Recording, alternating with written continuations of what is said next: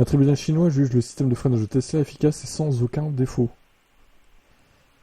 Alors, bon, c'est pourtant clair qu'il y a eu des freinages fantômes par le passé. Alors, moi, j'ai pas de Tesla, donc je ne sais pas si ça continue encore. Mais combien de propriétaires de Tesla se sont plaints de freinage fantôme sur leur voiture? Je trouve ça assez inadmissible quand même. Je trouve ça très dangereux. Bon, apparemment, maintenant, il y en a moins, heureusement. Mais ça n'a pas totalement disparu, apparemment. Un tribunal chinois aurait jugé que le système de freinage des Tesla était efficace et ne présentait aucun défaut. Le jugement du tribunal constitue une mise à jour récente de la bataille juridique du constructeur de véhicules électriques contre les manifestants à l'origine d'une manifestation anti-Tesla très médiatisée à Shanghai en 2021. Ça, je m'en souviens. L'apparition de Tesla au salon de l'auto de Shanghai 2021 a été entachée par une manifestation publique menée par une femme, propriétaire du Model 3, qui a affirmé que son véhicule avait subi une panne de frein. Tesla Chine et l'ancien propriétaire de la Model 3 se sont retrouvés dans une bataille juridique.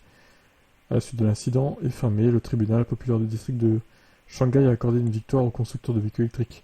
Le tribunal a exigé que l'ancien propriétaire de Tesla, Model 3, présente des excuses à Tesla et verse 23 000 $ de dommages et intérêts. Waouh, putain, ça fait mal ça. Hein.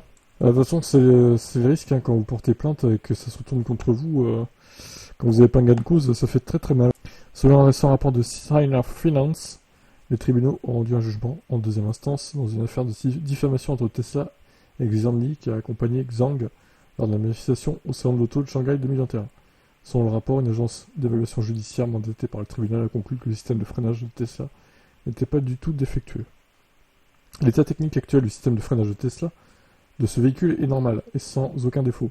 Et il n'y a aucune situation où la pédale de frein ne peut pas être enfoncée et l'efficacité de freinage réduite.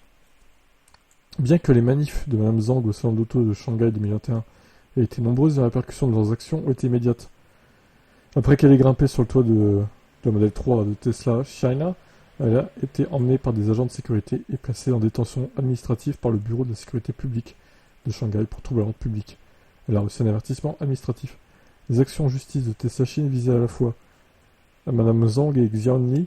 En novembre 2023, le tribunal a rendu un jugement de première instance contre Li, la déclarant responsable de diffamation à l'encontre de Tesla Chine. Elle a été obligée de présenter des excuses publiques au constructeur et de payer des frais d'évaluation de véhicules et de payer 281 $ de dommages et intérêts.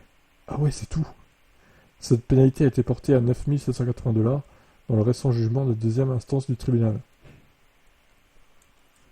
Alors ensuite, Zhang, pour sa part, a été contrainte de présenter des excuses à Tesla Chine dans le jugement rendu fin mai par le tribunal.